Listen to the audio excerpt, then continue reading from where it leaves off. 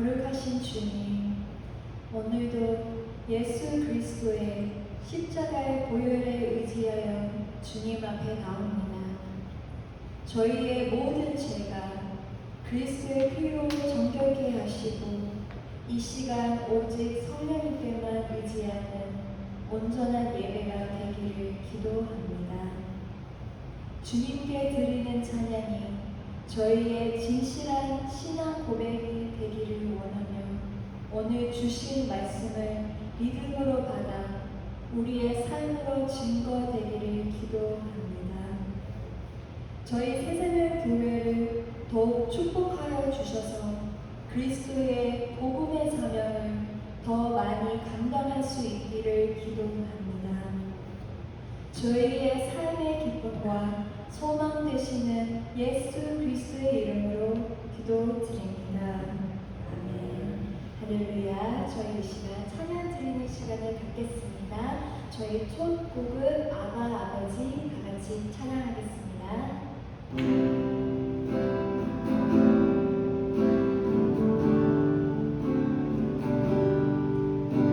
아버지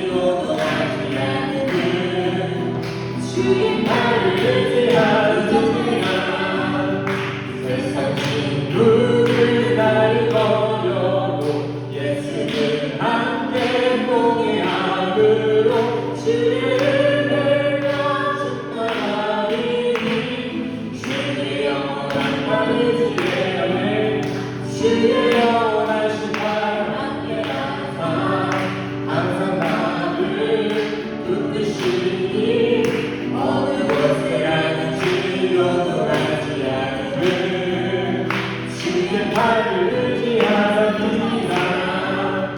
나의 믿음이 연약해져도 이에 귀한 힘을 주시며 위대할 때도 안보하시는 주의 영원한 사랑의 것은 놓지 못한 것 주께 없으니 나의 인생을 주께 맡기며 나의 모든 죄 대신 주시는 주의 영원한 사랑의 주의 영원하신 사랑에 항상 나를 붙드시니 어느 곳에 가든지 요동하지 않는 주의 팔을 의지하니라. 주의 영원하신 팔 함께 가사 항상 나를 붙드시니 어느 곳에 가든지 요동하지 않는 주의 팔을 의지하니라.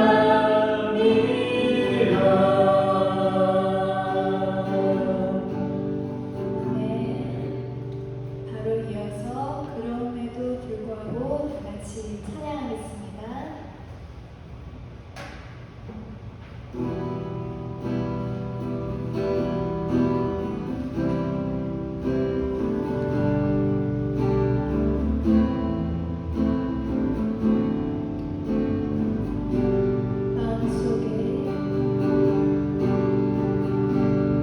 마음속에 어려움이 있을 때 마음속에 어려움이 있을 때 마음속에 어려움이 있을 때 주님 내게 먼저 오사 내 맘을 만지고 주님 앞에 나아올 수 없을 때 주님 앞에 나아올 수 없을 때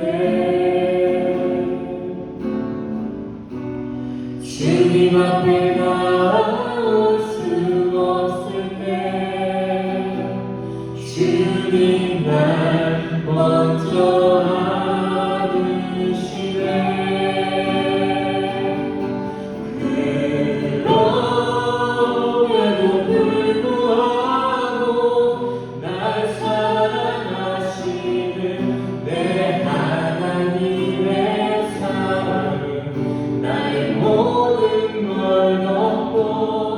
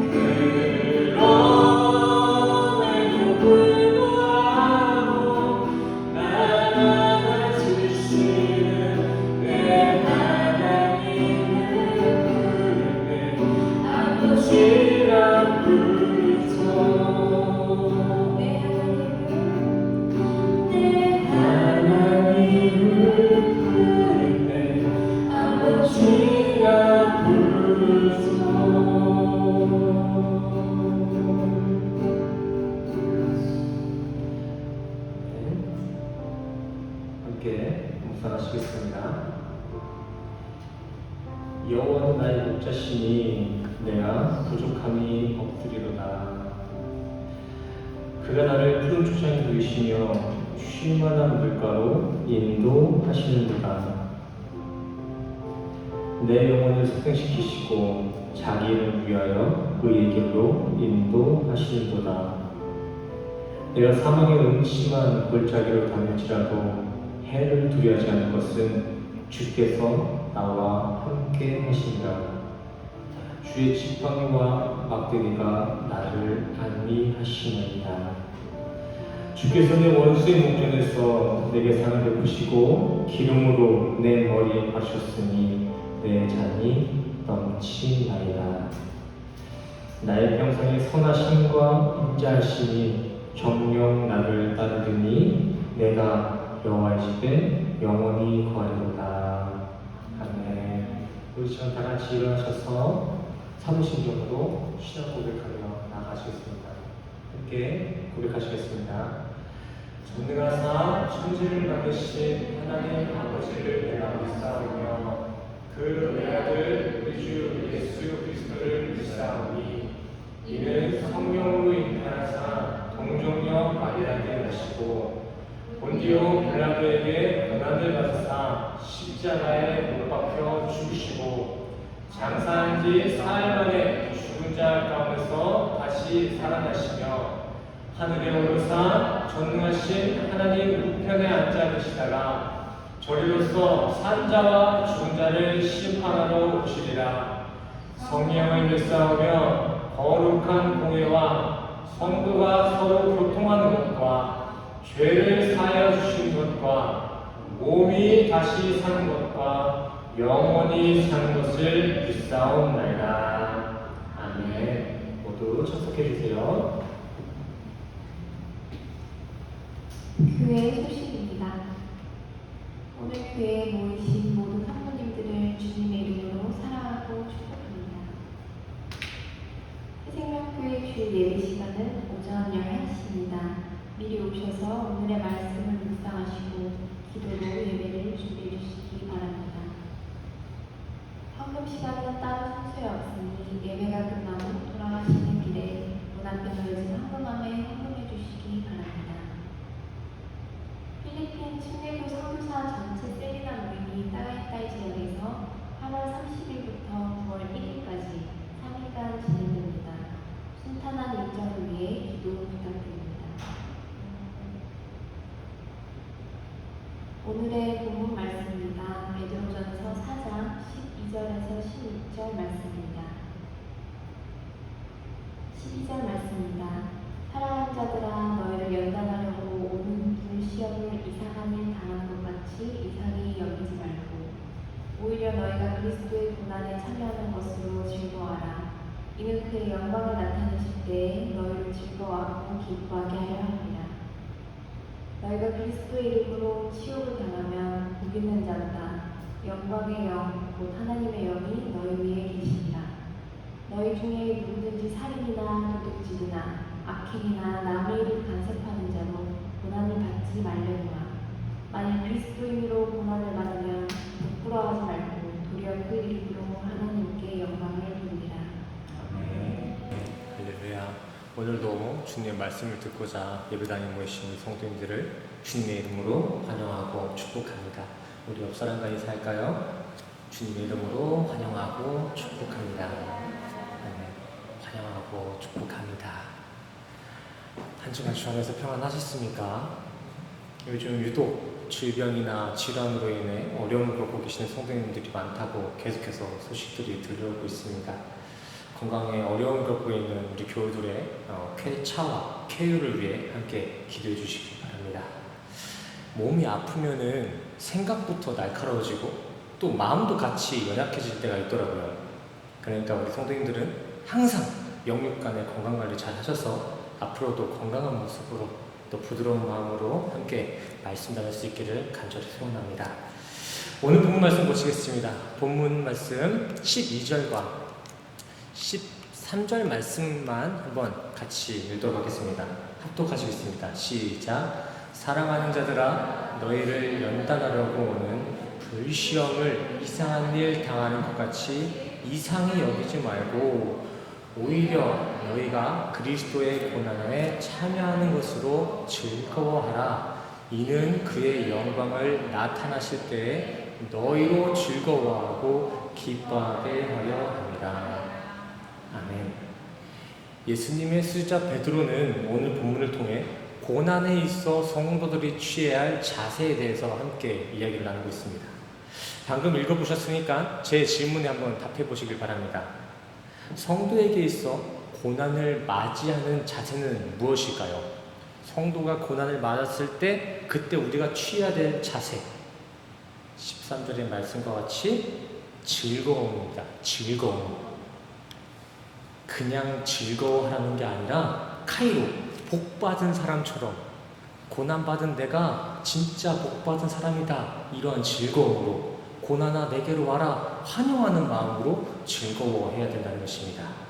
이를 적용하여서 구절을 다시 한번 의역해보자면 이렇습니다. 그리스도인들은 고난이나 이 시험 앞에 놀라거나 두려워할 게 아니라 성도는 그 고난을 복으로 여기고 환영하는 마음으로 맞이해야 된다라는 말씀입니다. 성도는 자신의 삶에 고난이 닥쳐올 때 그 고난을 두고 왜 나에게 이런 시련이 오는 거지? 왜 나한테 이 고난이 오는 거지? 어떻게 이번에는 이 고난을 이겨낼 수 있을까? 내가 어떻게 감당하지 하면서 두려워할 게 아니라 그래 고난아 이제야 왔냐? 반갑다! 이러한 마음으로 그 고난을 기쁨으로 맞이하셔야 된다는 것입니다. 제 생각이 아니라 사도 베드로가 성경에 남긴 구절이 이러한 내용이라는 것이죠. 우리 성도님들도 이러한 베드로의 고백에 아멘이 되시나요? 고난도 즐겁게 받으라는 베드로의 고백, 이 고백에 아멘이 되시나요? 우리 성도님들? 아멘. 정말 베드로의 고백과 같이 고난을 기쁨으로 환영할 수 있는 그 아멘의 성도. 작은 고난이거나 감당할 만한 고난이면 이쯤이야 그냥 말로 한번 뱉으면 되지 라는 마음으로 아멘을 할 수도 있을 것입니다. 하지만 여기서 우리가 간과해서 안 될 것은 베드로가 오늘 베드로전서 이 편지를 작성한 시기입니다. 오늘 본문 베드로전서가 쓰여진 역사적 배경 시기는 AD 주후 60년경 네로 황제가 집권하고 있을 당시였습니다. 잘 아시다시피 네로 황제는 실제 역사적으로도 유명한 남봉꾼이고 폭군이고 패둔하였습니다. 아주 유명합니다.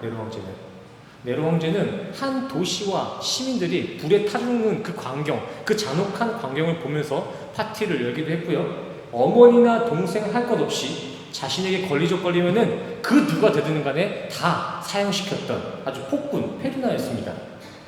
또한 네로 황제는 기독교 박해에 있어서도 커다란 한 획을 그은 박해자입니다.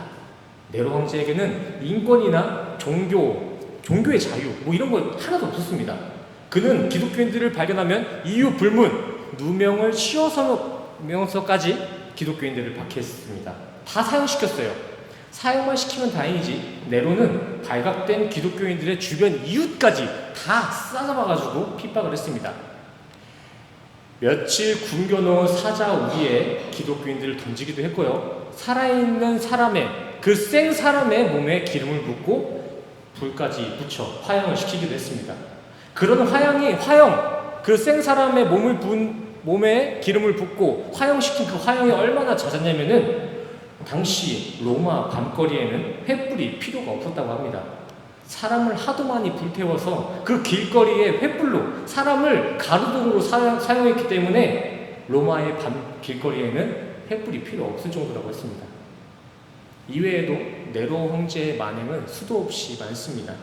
제가 그냥 막 갖다 붙인 것이 아니라 역사적으로 네로 황제는 이만큼 심각한 박해를 했던 기록을 갖고 있습니다.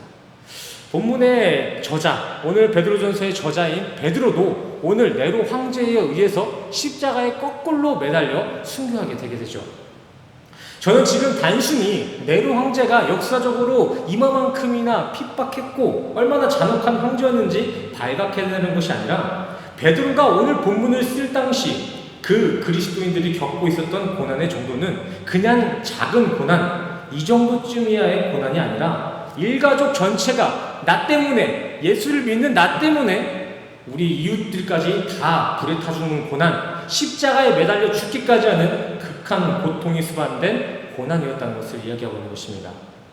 근데 베드로는 이러한 극한의 고난을 앞두고 기뻐하라, 그 고난을 환영해라 라고 말씀을 전한 것입니다.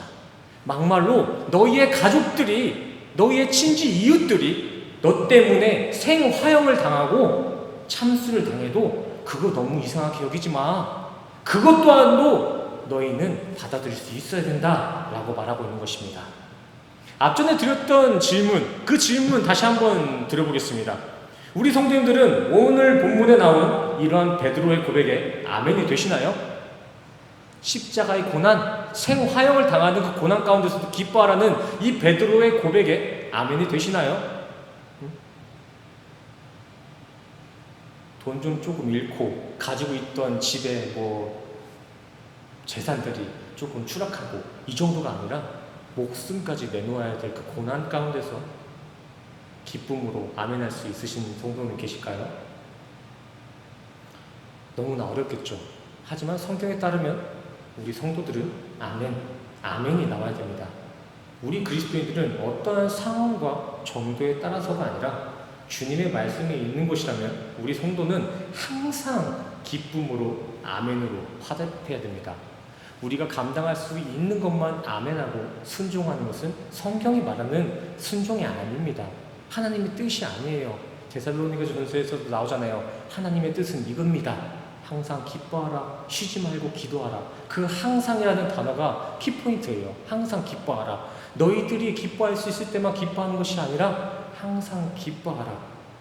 성경을 바라볼 때 그냥 문자적으로만 볼 게 아니라 역사적으로도 함께 공부해야 될 이유가 이것입니다. 그냥 너네들이 기뻐할 수 있을 때만이 아니라 항상 그러한 핍박이 있을 때에도 너네는 기쁨을 잃지 않아야 된다는 것입니다. 왜일까요? 왜 우리는 그런 고난 속에서도 아멘을 해야 될까요? 왜? 그 정도 열심은 있어줘야 하나님이 우리를 이뻐하실까 봐요?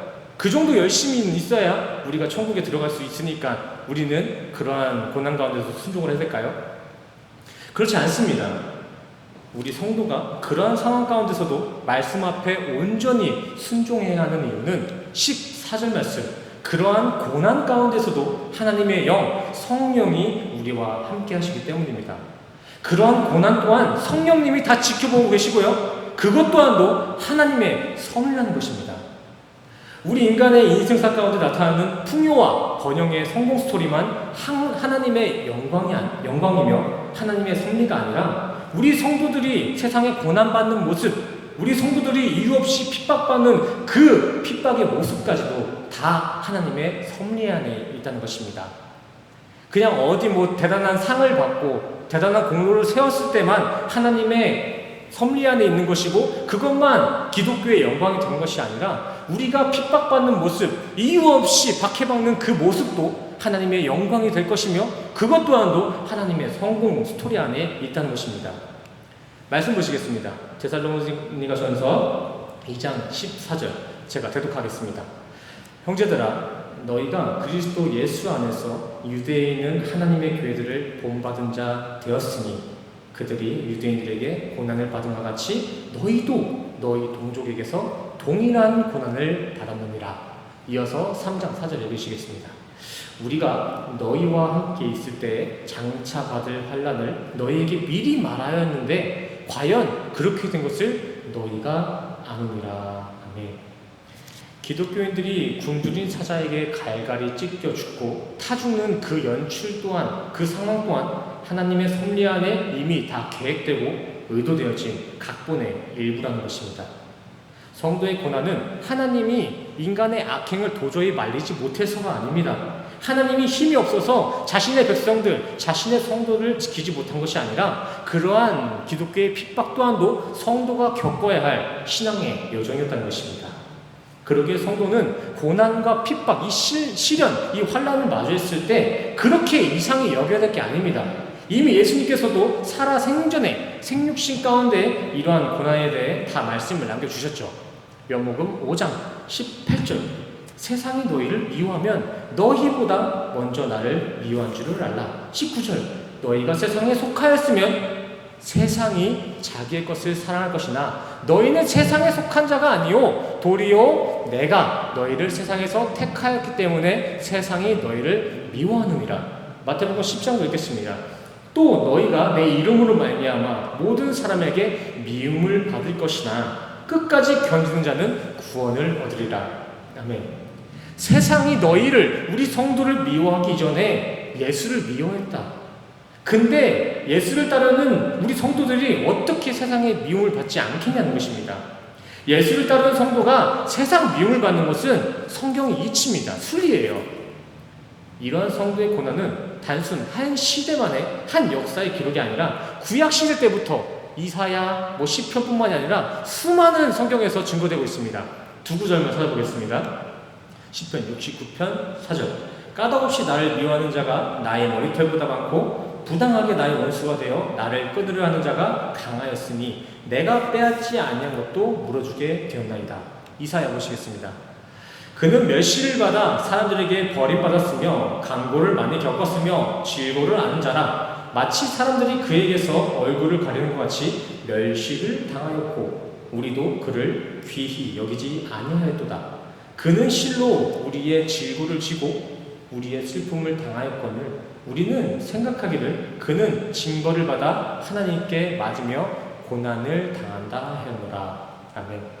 예수님의 고난, 이 성도들의 고난은 그리스도의 실패가 아니라 수천 년 전부터 예언되어진 언약의 성취이자 성공의 그림이라는 것입니다. 그러기에 그 예수 그리스도를 따르겠다고 나선 우리 성도들에게 이 고난이라는 것은 어떻게 보면 너무나 당연한 것입니다. 예수 그리스도와 똑같은 길을 걷겠다고 나선 우리 성도들이 예수와 다른 것을 경험하는 거, 이게 더 이상한 거 아닐까요? 예수가 경험했던 그 십자가 고난, 우리도 똑같이 십자가의 길을 걷는다면 우리도 십자가의 고난을 받게 될 수밖에 없다는 것입니다. 그런 의미에서 고난은 참 그리스도인들에게만 주어지는 유니크한 증거입니다. 진짜 성도, 종교인이 아니라 진짜 십자가의 길을 걷는 이들에게만 주어지는 그리스도의 증거. 로마서 8장 17절에서도 말하고 있습니다. 너 하나님의 사람아, 너희가 예수와 함께 구원을 받은 공동상속으로 구원을 받은 것처럼 너희는 예수의 고난도 함께 받아야 된다. 그 고난도 함께 상속되어야 된다는 것입니다. 우리 성도님들의 삶 가운데 자꾸만 시련이 닥쳐오고 고난이 밀려오고 계신가요?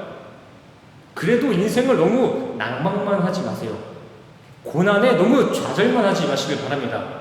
그 고난은 장차 성도님들이 맞이할 구원을 확증할 증거이며 그림자입니다. 그림자. 어느 한 찬양의 가사처럼 왜 나만 겪는 고난이냐고 원망하고 슬퍼할 필요가 없습니다. 히브리서 12장 8절 말씀에서는요, 성도에게 그러한 징계, 그 고난이 없으면 그건 사생자요, 친아들이 아니다 라고 기록하고 있습니다. 고난, 성도에게 고난과 시련과 징계가 없다면 그건 진짜 하나님의 아들이 아니라는 것입니다. 이어서 디모데 후서 3장 12절 보시겠습니다. 무릇 그리스도 안에서 경건하게 살고자 하는 자는 박해를 받으리라. 성도의 고난은 경건한 이들의 증거입니다. 경건한 이들의 증거. 왜 나에게 고난을 주시나요? 억울해할 게 아니라 저에게도 경건의 증거를 주시는군요 라며 환영해야 된다는 것이죠. 이제 성도님들의 삶 가운데 고난이 자꾸 닥쳐올 때면 더 이상 이상하게 여기지 않길 바랍니다. 야고보서 1장 2절의 말씀과 같이 우리 성도는 고난이나 시험을 마주할 때면 주님, 이제야 나에게도 그 구원을 준 걸 보여주시네요. 저도 이제야 드디어 하나님의 아들이 된 거 맞군요 하면서 천국의 확신으로 기쁨을 격발할 수 있어야 합니다. 성도의 고난은 단순히 힘들고 어려운 시기가 아니라 오늘 본문 13절의 말씀과 같이 그리스도의 고난의 길에 동참됨을 의미하는 것입니다.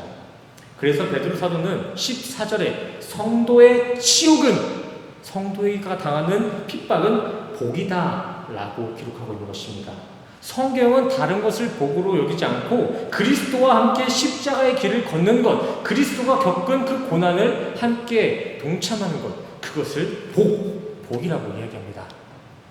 더하여 빌립보서 1장 28절과 29절에서는 이러한 그리스도의 고난은 성도의 은혜, 특권이며 그 고난은 하나님으로부터 온 구원의 증거다 라고 분명하게 기록하고 있습니다. 하나님은 이렇게 이미 그리스도인들이 겪을 고난에 대해서 성경 구석구석에 미리 수도 없이 예언하시고 그 고난을 대비시키셨습니다. 이쯤 되면 이 말씀들을 우리가 본 이상 우리는 더 이상 고난에 놀라고 낭망하시면 안 됩니다. 성도들이 고난에 막 두려워하고 힘들어하는 거, 그게 더 이상해야 되는 거예요. 이 성경 구절들을 봤으면, 제대로 확인하셨다면요. 하지만 우리가 이러한 약속의 언약을 두고도 왜 자꾸 두려워하고 이렇게 고난에 취약한 이유는 무엇일까요? 말씀은 분명하게 고난은 하나님의 아들됨의 증거다 라고 이렇게 분명히 남아있는데, 우리 인간들은 이 말씀을 보고도 왜 그렇게 고난에 벌벌 떨까요? 성경을 많이 보지 않아서요? 아니면 믿음이 약해서 그럴까요? 그렇지 않습니다. 믿음이 있는 사람도 고난에 두려워 떨 때 있고요, 성경의 석박사들도 고난에 수도 없이 쓰러집니다. 저도 마찬가지입니다. 고난 앞에 수십 번, 수천 번, 지금 여 앞에서 지금 설교하는 도중에서도 수십 번, 수천 번을 넘어졌다 일어서고 있습니다. 저는 다윗, 욤, 그리고 베드로, 칼뱅, 루터와 같은 신앙의 거장들도 다 쓰러지곤 했습니다. 왜일까요? 각자 우리 성도님들 뿐만이 아니라 그렇게 유명한 루터, 종교개혁을 일으켰던 루터, 칼뱅뿐만이 아니라 다윗, 욥, 그들 또한도 고난에 쓰러지곤 했습니다. 왜 그렇게 쓰러지는 것일까요? 다윗이며 욥은 당시에 하나님의 메시지를 직접 들을 수도 있었잖아요. 그렇게 가까이서 하나님과의 관계가 있었는데도 왜 자꾸 그렇게 자빠졌을까요? 우리 인간은 너나 할 것 없이 모두가 이 연약한 사망의 몸을 지니고 있기 때문입니다. 이 몸뚱이를 갖고 있기 때문이에요. 로마서 7장 19절 말씀 보겠습니다.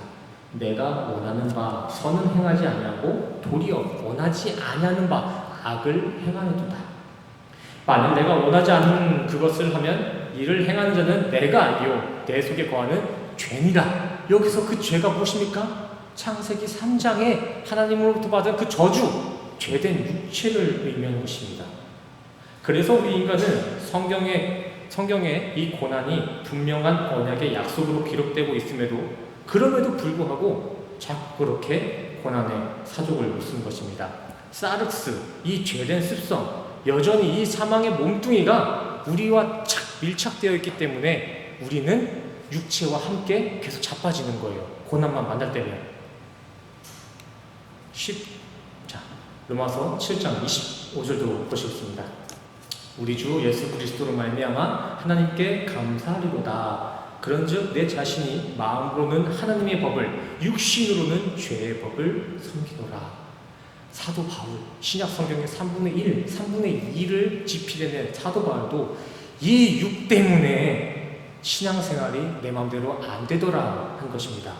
그래서 사도 바울은 항상 이렇게 한탄하잖아요. 24절 말씀, 오라 나는 곤고한 사람이로다. 이 사망의 몸뚱이에서 누가 날 건져내랴. 이 사망의 몸, 누가 이 썩은데 나는 죄된 시체 좀 떼어내달라는 것입니다. 왜요? 하나님의 분명한 약속 앞에서도 자꾸만 넘어지게 하는 이 몸뚱이가 너무나 비통하기 때문입니다. 그렇다면 우리는 우리의 이 인간의 그 실상을 인정하고 포기하면은 그게 다 만사 형통이 될까요? 우리는 연약하자니까 어쩔 수 없다라는 이 뻔뻔함이 우리 신앙생활에 과연 안전할까요? 그렇지 않습니다. 우리는 이 연약함을 알았으면 이제 강함 되시는 분에게 더 철저하게 의지를 해야 됩니다. 우리는 연약하다는 그 실상을 알게 되었습니다. 거기서 우리는 포기할 게 아니라 강함 되시는 분께 더 강하게 의지해야 된다는 것이죠. 그렇게 고난에 낮아버졌던 다윗이나 욥, 루터가 복음의 사도로서, 믿음의 거장으로서 이렇게 성경의 의인이 될 수 있었던 것 또한도 약함 중에서도 계속해서 강함 되시는 하나님 말씀을 붙잡고 일어섰기 때문입니다. 별다른 업적을 세워서 그들이 의인이 된 것이고 믿음의 거장이 된 것이 아닙니다. 약한 몸을 가지고 있지만 그렇기 때문에 주님을 더 붙잡았습니다. 그래서 그들은 믿음의 거장이 된 것이고 복음의 사도가 된 것이고 성경의 형통한 의인이 된 것입니다. 신앙의 위인들, 성경의 위인들의 공통점은 이 약해 빠진 몸뚱이가 고난에 사로잡혀 내 삶을 주장하지 못하게 말씀으로 영혼의 옷을 무장하고 또 무장했다는 것입니다. 지금은 물론이고 앞으로도 고난을 자주 마주하게 될 우리 성도님들께 다시 한번 말씀드립니다. 우리의 연약함이 드러날수록, 우리의 삶이 약할수록 말씀을 붙잡으시고 우리에게 닥치는 그 고난이 강하면 강할수록 말씀을 더 많이 의지하시길 바랍니다. 천국은 신앙의 업적으로 성적순으로 가는 게 아니라 끝까지 이 믿음, 이 신앙을 수고한 이들에게 펼쳐지는 하나님의 통치입니다. 예수와 동행하니 그 어디나 하늘나라, 그 믿음, 그 말씀 지켜낸 자들에게 주어지는 게 천국이라는 것이죠. 로마서 8장 18절. 우리 성도님들도 지금 각자만의 힘든 그 고난 중에 계시겠지만 힘내시길 바랍니다.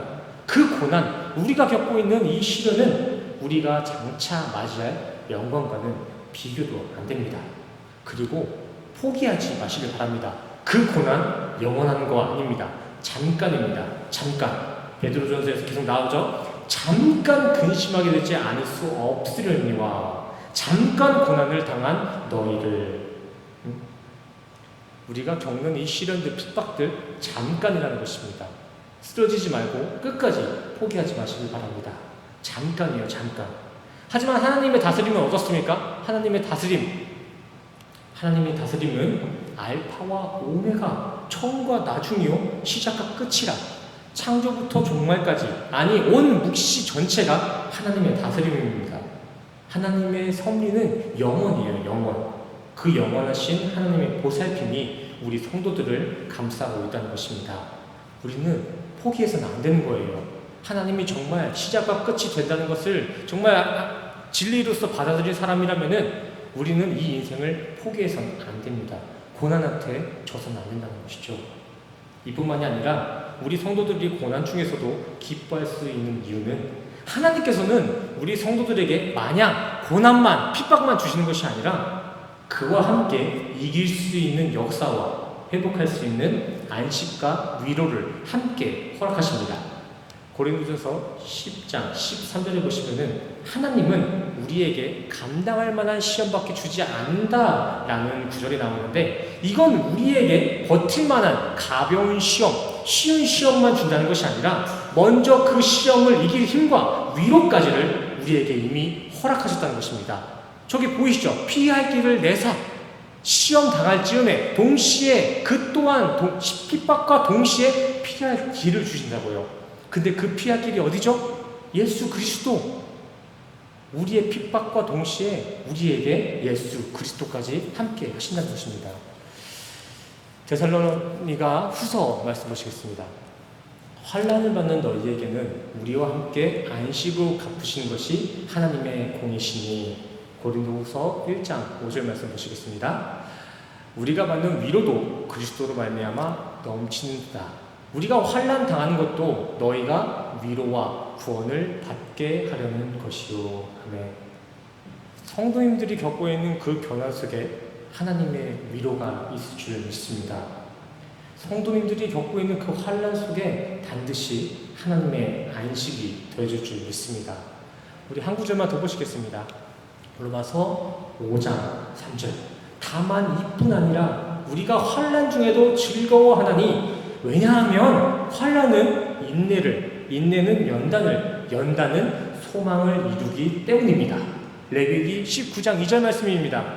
너는 이스라엘 자손의 온 회중에게 구하여 이르라. 너희는 거룩하라. 나 여호와 너희 하나님이 거룩하니라. 아멘.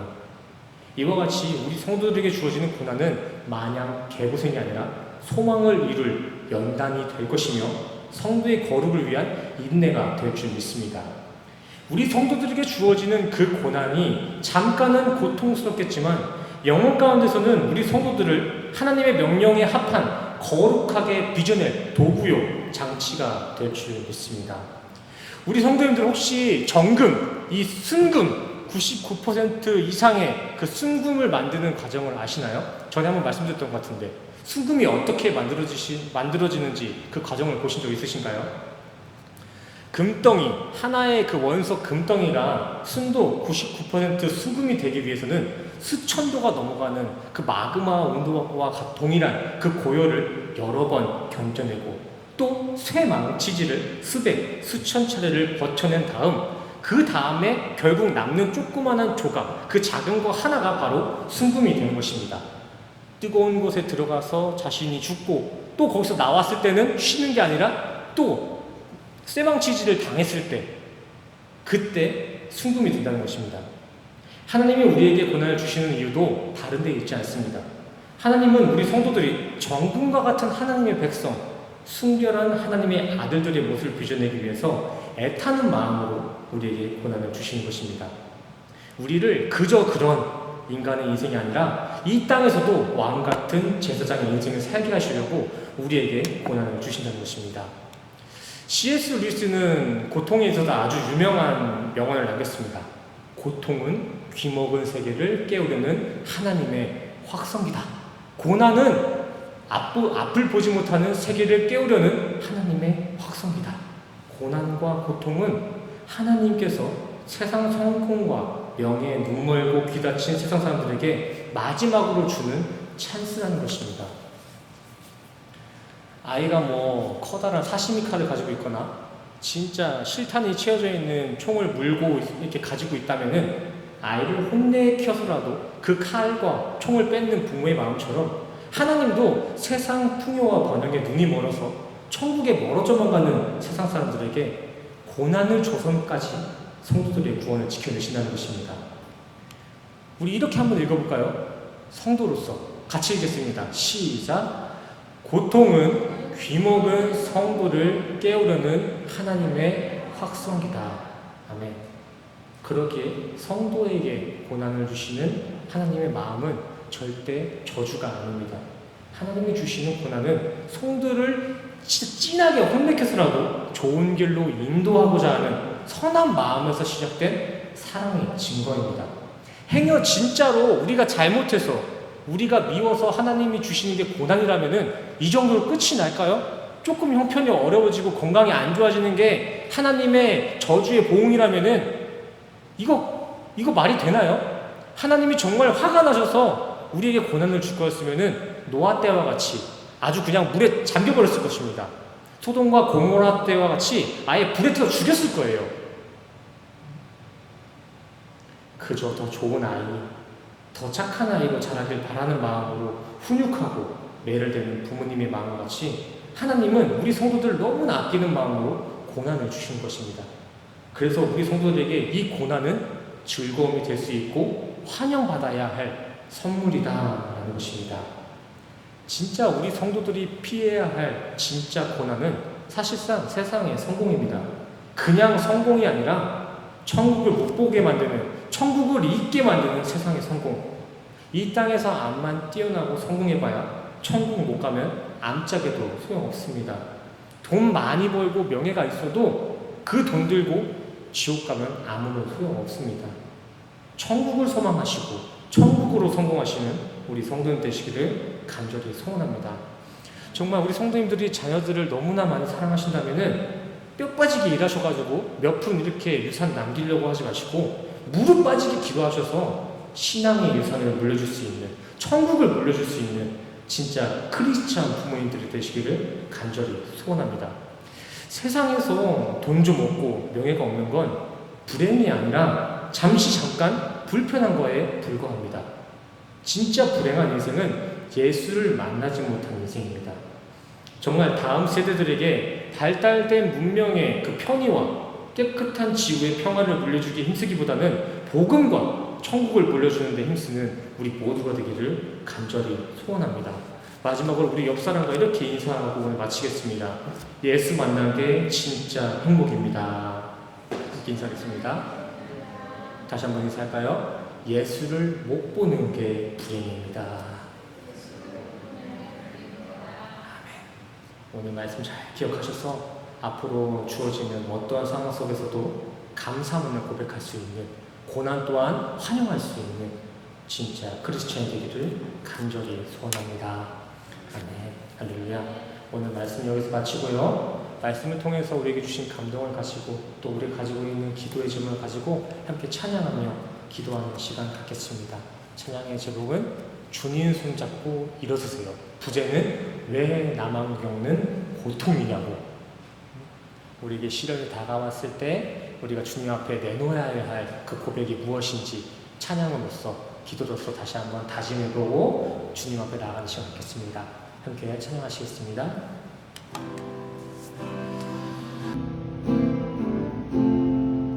기도하는 마음으로 고난당하는 이 현실을 바탕으로 두고 함께 찬양했으면 좋겠습니다. 왜 나만 겪는 고통이냐고? 왜 나만 겪는 고난이냐고 불평하지 마세요. 고난의 뒤편에 있는 주님이 주신 축복 미리 보면서 감사하세요. 너무 견디기 힘든 지금 이 순간에도 주님이 일하고 계시잖아요. 남들은 지쳐 앉아있을지라도 성도만은 일어서세요. 아멘. 힘을 내세요. 힘을 내세요.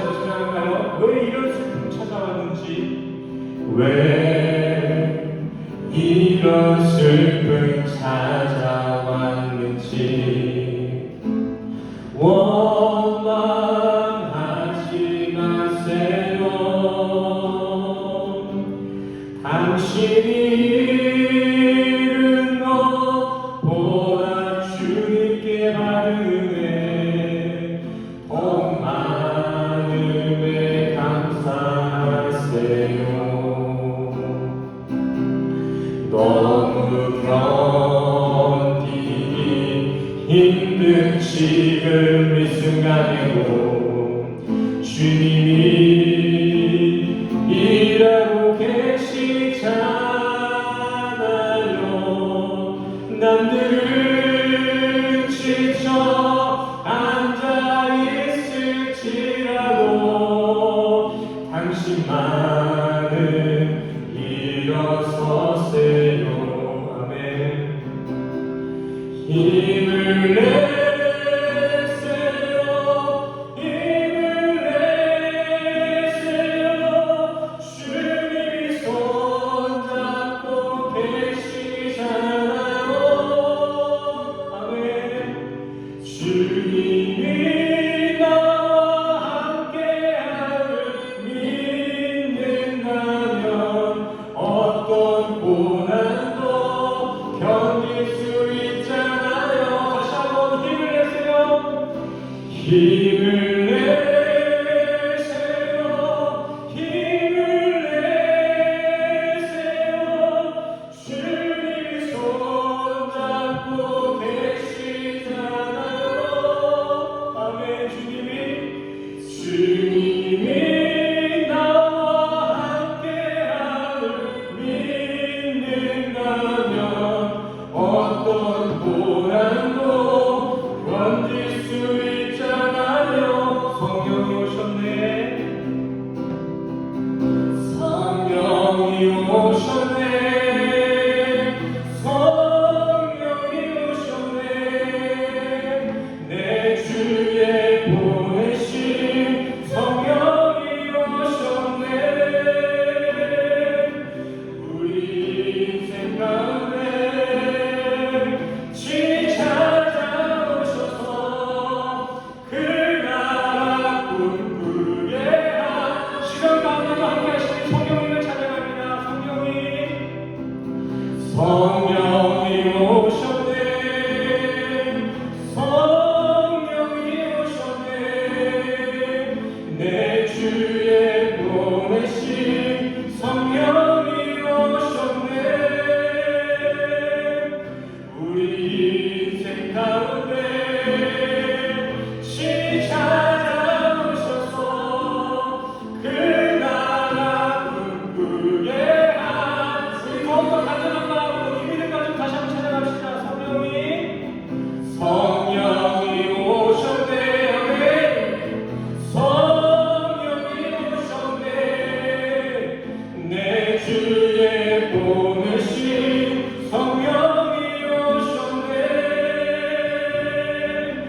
우리 인생 가운데 친히 찾아오셔서 그 나라 꿈꾸게 한 우리 믿음 가지고 다 같이 기도하고 나아가시겠습니다. 기도하시겠습니다. 아멘. 할렐루야. 주님 기도하시고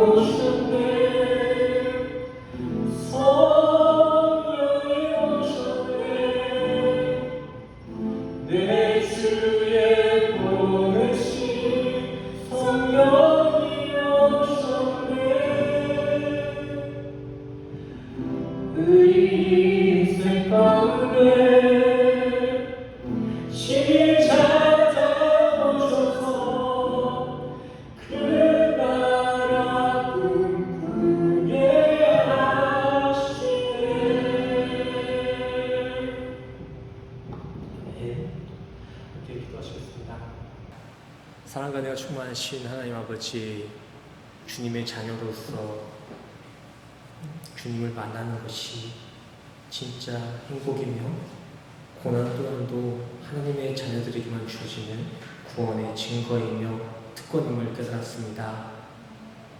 주님이 주시는 그 행복, 그 특권에 항상 감사하며 말씀에 순종하며 살아가는 우리 성도들 될 수 있도록 성령님 인도하여 주시옵소서. 또한 이 시간 주님이 주시는 그 행복에 감동하여 자신들이 가지고 있는 그 소유로서, 헌신으로서 봉헌하는 이들이 있습니다. 봉헌을 드리는 이들의 중심 보시고 주님의 방법으로 그들의 봉헌을, 그들의 마음을 축복하여 주시옵소서. 이제 우리 성도들을 다시 한 주간을 살아갑니다. 세상에 오염되지 않은 정금과 같은 한 주, 주님의 위로와 안식이 넘쳐나는 귀한 한 주 될 수 있도록 성령님 인도하여 주시옵소서. 모든 것 감사드리며 예수 그리스도 이름으로 간절히 기도드렸습니다. 아멘. 할렐루야. 이 시간 다 같이 일어나셔서 축복의 통로 찬양으로 서로를 축복하고 마지막으로 축도로서 오늘 예배를 마무리하도록 하겠습니다. 먼저 축복의 통로 함께 찬양하시겠습니다. 서로를 축복하는 마음으로, 하나님께 영광 돌리는 마음으로 함께 찬양하시겠습니다. 우리 성도님들이 하나님의 축복의 통로입니다. 당신은 하나님의, 당신은 하나님의 언약 안에 있는 축복의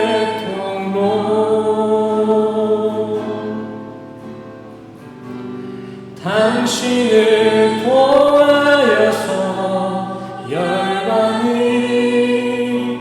주께 돌아오게. 우리 가사를 생각하시면서 다시 한번 찬양합시다. 당신은 하나님의, 당신은 하나님의 언약 안에 있는 축복의 통로. 우리 성도들을 통하여서, 당신을 통하여서 열방이 주께 예배하게 되리. 아멘. 우리 가슴에 손을 얹고 함께 축도하겠습니다. 가슴에 손을 얹으시고 함께 축도하시겠습니다. 축도하겠습니다. 지금은 우리 주 예수 그리스도의 은혜와 십자가를 확증하신 주님의 사랑과 하나님의 영이신 성령님의 교통하심이 오늘 이 자리에 모이신 모든 성도님들의 머리머리 위에 지금으로부터 영원까지 함께 하시기를 간절히 축원합나이다. 주시옵소서. 우리 성도의 한 주 가운데서도 주님 함께하여 주시옵소서. 주님이 동행하심이 우리 인간의 최고의 행복인 줄 알고 있사오니 행복한 한 주, 주 안에서 복된 한 주, 주 안에서 안식을 누리는 한 주 될 수 있도록 도우시고 인도하여 주시옵소서.